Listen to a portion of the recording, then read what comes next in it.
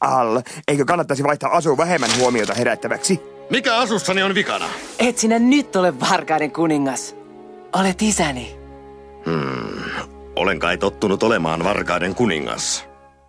No niin, jo riittää synkkä menneisyys. Miten olisiko ystävyysaiheinen biisi? Katso vain nyt tulevaisuuteen, läpi tähti taivaiden. Löysit vihdoin kaverin uuden, ystäväsi ikuisen.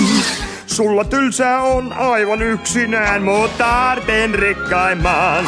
Sait sä ystävän tään pois ja huolesi jää, ja ollaan aina rinnakkain. Laivat uitetaan, hauki napataan, aina käsikkäin. Riemun ja murheen me jäämme nyt näin.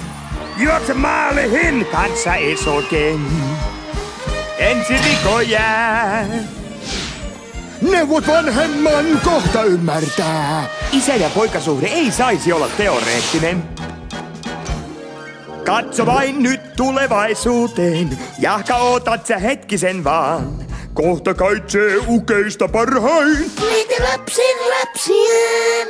Levon unohtaa voit sä kokonaan, sillä palloillaan me vain.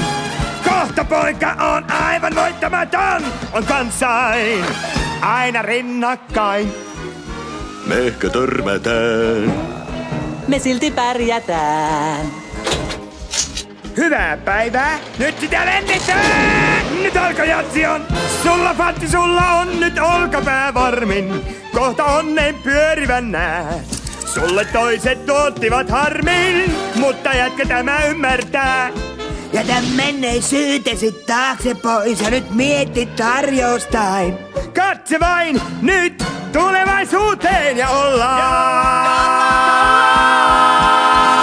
aina rinnakkain.